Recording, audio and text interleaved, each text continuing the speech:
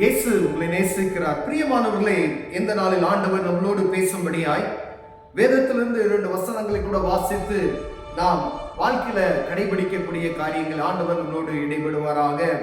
அது 1 பேதுருவின் புஸ்தகம் 4வது அதிகாரம் 1வது வசனம் 2வது வசனம் இப்படியாக சொல்லுகிறது. இப்படி இருக்க கிறிஸ்து நமக்காக மாம்சத்திலே பாடுபட்டபடியால் நீங்களும் அப்படிப்பட்ட சிந்தையை ஆயுதமாக தரித்துக் கொள்ளுங்கள். கிறிஸ்து மாம்சத்திலே பாடுபட்டபடியால் நீங்களும் அப்படிப்பட்ட சிந்தையை ஆயுதமாக தரித்துக் கொள்ளுங்கள். ஏனென்றால் மாம்சத்தில் பாடுபடுகிறவன் இனி மாம்சத்தில் இருக்கும் காலம் வரைக்கும் மனுஷனுடைய இச்சைகளின்படி பிழைக்காமல் தேவனுடைய சித்தத்தின்படியே பிழைக்கத்தக்கதாக பாவங்களை விட்டொய்ந்திருப்பான். பிரியமானவர்களே, ஆண்டவராகிய இயேசு கிறிஸ்து மனிதனுடைய பாவத்தை மன்னிக்கும்படியாய் மனுரூபம் எடுத்து, ஒரு தெய்வம் மனுஷ ரூபம் எடுத்து, மனுஷ சாயல் தேவ சாயல் நம்மளை போல அவரை போல உருவாக்கின ஒரே ஒரு காரியத்துக்காய் அவரே இறங்கி வந்து மனிதனுடைய பாவத்தை மீட்டுக் கொள்ளும்படியாய் மாம்சத்தில் பாடுபட்டார். பிரியமானவர்களே, நமக்காக மாம்சத்திலே பாடுபட்டபடியால் நீங்களும் அப்படிப்பட்ட சிந்தையை நீங்கள் ஆயுதமாக தரித்துக் கொள்ள வேண்டும் என்று நமக்கு கற்றுக் கொடுக்கிறார். பிரியமானவர்களே, அவர் எப்படி ஒரு மாம்சத்துல ஒரு வானத்தையும் பூமியும் அண்ட சராசரங்களையும் சிருஷ்டித்த தேவன், அவர் ஒரு மனிதனுடைய பாவத்தை மன்னிக்கும்படியாய் அவரே இறங்கி வந்து மாம்சத்தில் பாடுபட்டு நமக்காக அதை அனுபவித்து இந்த பூமியிலே பலியாக்கப்பட்டார். பிரியமானவர்களே, மீண்டும் உயிர்த்தார் என்று நாம் அறிந்திருக்கிறோம். அப்படிப்பட்ட சிந்தையை நாம் மாம்சத்தில் இருக்கிறவர்கள் தேவ சிந்தையை ஆயுதமாக தரித்து கொள்ள வேண்டும் என்று சொல்லப்படுகிறது. அப்படின்னா இந்த பூமியில இருக்கக்கூடிய எல்லா இச்சையான காரியங்களுக்கு நீங்கள் எதிர்த்து போராட முடியும். மாம்சம் இருக்க வரைக்கும் போராட்டம் இருக்கும். பிரியமானவர்களே, ஏனென்றால் மாம்சத்தில் பாடுபடுகிறவர்கள் மாம்சத்தின் காலம் வரைக்கும் இனி மனுஷனுடைய இச்சைகளின்படி பிழைக்காமல் தேவனுடைய சித்தத்தின்படியே பிழைக்கத்தக்கதாக தேவ சித்தத்தை அறிந்த ஒருவன் நீங்கள் அறியப்பட்டு விட்டீர்கள் என்றால் ஆண்டவர் உங்களை முன்குறித்து விட்டார். இயேசு கிறிஸ்துவை அறிந்து கொண்டீர்கள். அப்படிப்பட்ட ஒவ்வொருவரும் ஆண்டவரை தரித்துக் கொண்டு அவருடைய சித்தத்தை ஆயுதமாக தரித்துக் கொண்டு தேவ சித்தத்துக்கு ஏற்றாற்போல் நடக்குவோமையானால் தேவனுடைய சித்தத்தின்படி பிழைக்கத்தக்கதாக பாவங்களை விட்டு ஓய்ந்திருக்கும்படியாய் நாம் பிரயாசப்படும்படி அழைக்கப்படுகிறோம். பிரியமானவர்களே, அவர் நமக்காக பாடுபட்டார். நம்முடைய இச்சைகளை சிலுவையில வெற்றி சிறந்திருக்கிறார். அப்ப ஆண்டவர் என்னுடைய குற்றங்கள், பாவங்கள், மீறுதல்கள், இந்த பூமியில காணப்படுகிற எல்லா அசுத்தங்களுக்கும் விலக்கி நம்மை மீட்டுக் கொண்டிருக்கிறார்.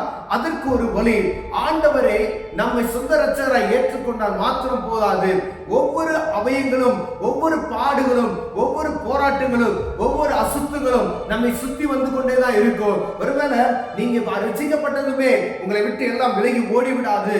ஆனா சூழ்ந்துதான் இருக்கிறது.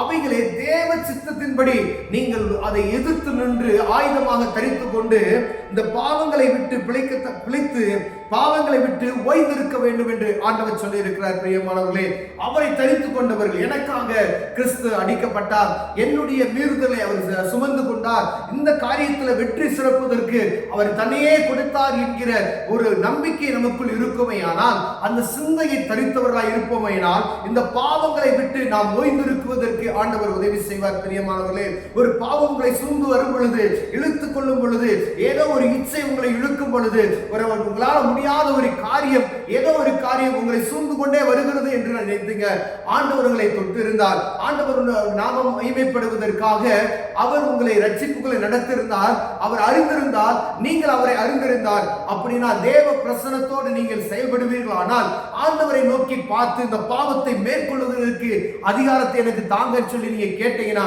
ஆண்டவர் அதற்கான கிருபைகளை தருவார். பிரியமானவர்களே, எப்படிப்பட்ட பாவமாய் இருந்தாலும் சரி, நீங்க அந்த பாவம் அது பயமா இருக்கு, அது ஒருவேளை இப்படி நம்மளை அழிச்சு விடுமோ என்று நீங்கள் நினைத்தீர்கள் என்றால் அது வரைக்கும் தான் இயேசு எனக்காக இரத்தம் சிந்தினார் என்கிற ஒரு நம்பிக்கை உங்களுக்குள் நிலைத்திருக்குமையானால் அதை எதிர்த்து மேற்கொள்ள உங்களால் முடியும். பிரியமானவர்களே, ஆண்டவர் எனக்காக ரத்தம் சிந்திருக்கிறார் என்ற நம்பிக்கையை ஆழமாக பதித்துக்கொள்ள ஏதோ ஒரு சூழ்நிலை ஏதோ ஒரு எண்ணம் உங்களுக்குள்ள வருகிறதுனா அது தேவனுடைய பிரசன்னத்தினாலே மேற்கொள்ள வேண்டும் பிரியமானவர்களே.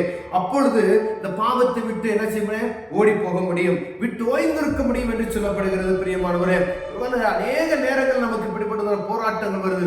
டிவி பார்க்கறதா, எப்ப பார்த்தாலும் அந்த டிவி பார்க்கணுன்ற அப்படியே பாருங்களேன், ஒரு இச்சை அப்படியே இருக்கும். நீங்க கொஞ்ச நாள் அதை விட்டு விலகி பாருங்க, அது உங்க பக்கத்துல வராது. நீங்க கொஞ்சம் போய் அதுக்கான இடங்களோட பாவத்திற்கான இடத்தை நீங்கள் கொடுப்பீர்கள், ஆனால் அது உங்களை சூழ்ந்து கொண்டு வந்து கொண்டே இருக்கும் பிரியமானவர்களே. ஆண்டவர் உங்களை பாதுகாப்பார். அவர் சர்வ வல்லமையுள்ள தேவன். நீங்க அதுக்கு இடம் கொடுக்காதபடிக்கு ஆண்டவருடைய சித்தத்தை அறிந்து எனக்காக கிறிஸ்து மாம்சத்தில் பாடுபட்டார் என்கிற அந்த உறுதியை இருதயத்தில் தரித்தவர்களாய் இந்த மாம்சத்துல இருக்கக்கூடிய போராட்டத்தை கிறிஸ்துவின் நிமித்தமாய் மேற்கொள்வதற்கு நமக்கு கிருபை பாராட்ட முடியும் பிரியமானவர்களே.